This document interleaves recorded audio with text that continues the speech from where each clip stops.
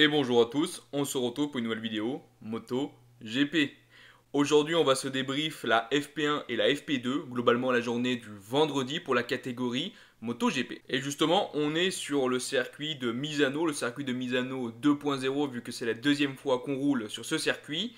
Je vais prendre pour cette vidéo les chronos combinés parce que comme d'habitude certains pilotes font de bons chronos le matin puis après l'après-midi ils testent des choses et du coup leurs chronos sont inférieurs à ce qu'ils pourraient faire. Donc c'est plus simple de prendre les chronos combinés pour savoir qui sont les pilotes les plus rapides. Comme d'habitude pour terminer je vous invite à vous abonner et si la vidéo va vous plaire ou vous plaît maintenant n'hésitez pas à lâcher le petit like. Je vous remercie, on arrête cette introduction et on passe directement au débrief.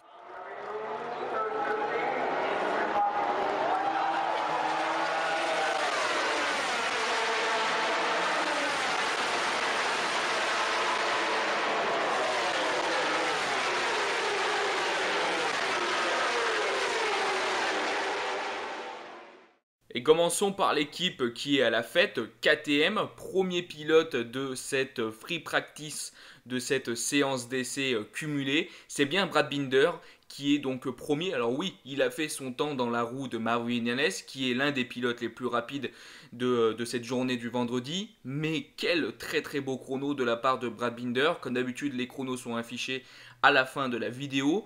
Clairement, Brad Binder a la forme. On voit bien sûr qu'en tant que rookie, rouler une deuxième fois sur la même piste, c'est bien plus simple pour lui, qu'il trouve ses marques et qu'il est automatiquement bien plus rapide. Donc un très très beau chrono et une très belle performance globale pour cette journée du vendredi de Brad Binder. Pol Espargaro, lui, est classé 5e. Ce fut une journée, une matinée assez complexe. Et on a eu aussi une petite chute lors du début de la FP2. Mais il arrive quand même à aller choper le 5e temps. Il est arrivé aussi à passer sous les 1,32. Globalement, on a vu que les conditions étaient très bonnes, que les pilotes roulaient très vite. Et je vous l'annonce directement, à mon avis, pour la qualification, si les conditions sont bonnes, on va battre le record de la piste. Pour revenir à Pol Espargaro, oui, certes, c'est des fois un petit peu compliqué. Oui, certes, il y a toujours un pilote KTM qui lui vole un peu la vedette, mais il est quand même très rapide. Et je pense qu'il va pouvoir ce week-end jouer quelque chose de très intéressant. Il faudra voir la qualification. Vous le savez, c'est toujours très important pour une course MotoGP quand tout le monde se tient en quelques petits millièmes. C'est important de bien se placer. C'est ce qui, à mon avis, lui a manqué pour la course précédente. Maintenant, bon, Pol Espargaro, on voit, hein, il s'énerve, il s'agace, il roule très très fort, donc c'est des fois difficile de savoir ce que fera Pol Espargaro. Mais en tout cas, pour cette journée du vendredi, il est très rapide et très fort. Les deux autres pilotes KTM sont Miguel Oliveira classé 8e et Iker Lecuona 14e. Des pilotes bien sûr un petit peu plus en retrait, mais à noter la performance de Miguel Oliveira classé 8e qui est donc dans le top 10 potentiel pour être directement qualifié lors de la Q2. Et si on parlait un petit peu de Honda? Oui, Honda n'est pas à la fête et une nouvelle fois ce week-end, un nouveau problème va se ramener. Stéphane Bradl a jeté l'éponge, il a un problème physique avec son bras, il a décidé donc de ne pas participer lors de ce Grand Prix. Marc Marquez est out, Stéphane Bradl est out et Cal Crutchlow est aussi out. Trois pilotes Honda qui ne sont clairement pas en forme. Du coup, on a bien vu que le team LCR cherchait un nouveau pilote déjà pour remplacer Cal Crutchlow. Peut-être que le team Honda cherchera un pilote pour remplacer Stéphane Bradl, mais à mon avis, il sera quand même de retour pour la prochaine course. En tout cas, passons les informations négatives, passons à du positif, parce que Takeaki Nakagami a roulé très vite et très fort lors de cette journée du vendredi. Il termine cette journée classé 2e, et ça fait du bien de voir un peu une Honda devant. Nakagami a clairement beaucoup de choses à montrer, beaucoup de choses à prouver à Honda et surtout un peu à tout le monde. Et je trouve que depuis quelques temps, il est en train de monter en puissance. Cette deuxième place en est pour moi la preuve. Et ensuite, le second pilote et dernier pilote Honda, c'est bien sûr Alex Marquez qui est donc classé 17e. Week-end encore compliqué, je m'attendais à une meilleure performance vu que du coup il avait déjà roulé sur le circuit un peu à l'image de Brad Binder, il est rookie certes, mais voilà je me suis dit il a roulé juste avant, il a des réglages, il va peut-être être un petit peu plus performant, montrer de quoi il est capable. Alors il le fera peut-être samedi, mais en tout cas lors de cette journée du vendredi, on voit encore un Alex Marquez assez loin, classé 17e.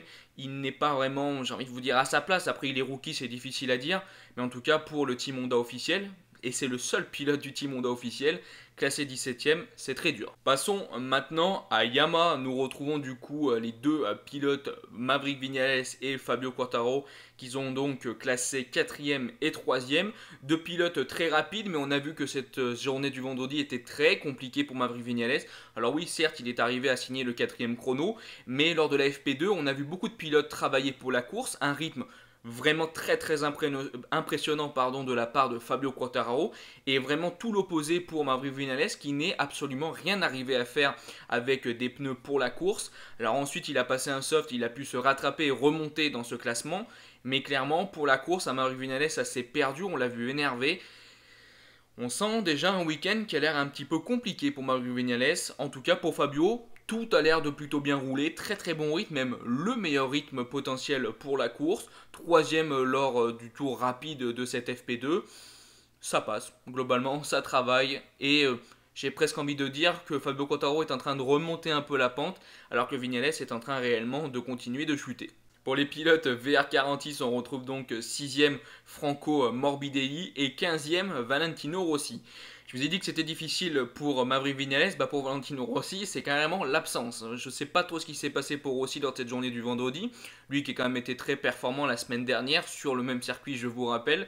C'est vrai que cette journée du vendredi fut très compliquée pour Valentino Rossi, toujours très loin, n'arrivant jamais à peu près être aux alentours du top 10.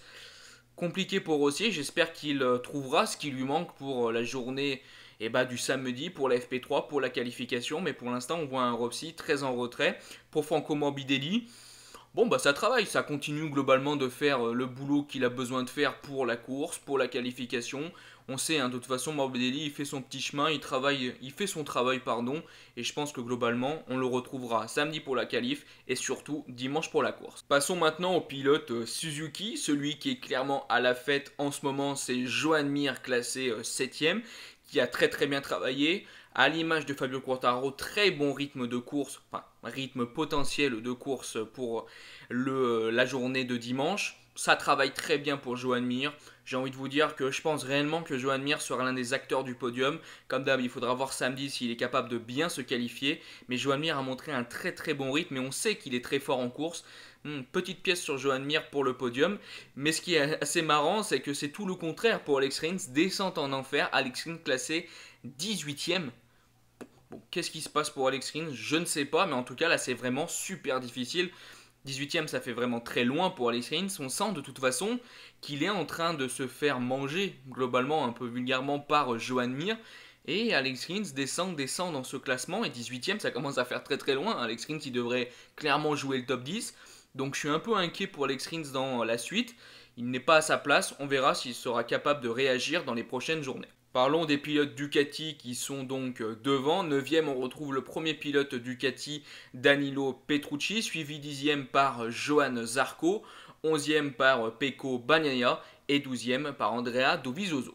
Bon, Ducati, c'est encore un Grand Prix un peu difficile. On voit clairement que c'est pas leur circuit favori. Ils sont globalement un petit peu en retrait. Maintenant, on a vu que pour la course, ils pouvaient jouer quelque chose. Pecco Bagnaia nous l'a, à mon avis, clairement montré la semaine dernière. Mais en essai, pour la qualification, on voit que Ducati, c'est quand même très difficile d'arriver à faire un tour unique aussi rapide que les autres pilotes comme Yamaha, Honda, Suzuki, même j'ai envie de vous dire KTM. Donc bon. A noter quand même la très belle performance de Johann Zarco classé 10ème, ça fait plaisir de le voir quand même dans ce top 10 alors qu'il était quand même en difficulté la semaine dernière. On voit qu'il est capable de rouler très vite et je croise les doigts pour demain qu'il puisse faire une très belle performance. Donc voilà, j'ai à peu près parlé de tous les pilotes sur lesquels j'avais envie de donner un petit mot. Je vous rappelle bien sûr qu'à la fin vous pouvez voir votre pilote préféré, voir le chrono qu'il a fait en FP1 et en FP2, enfin le meilleur chrono qu'il a fait en FP1 et en FP2. Comme ça vous permet un peu mieux visualiser qui sont les pilotes de devant. Donc voilà, on a terminé ce débrief. Je vous remercie d'avoir regardé la vidéo. Si elle vous a plu, n'hésitez pas à la liker, partager, commenter. Je vous dis bye bye les potes. Ciao.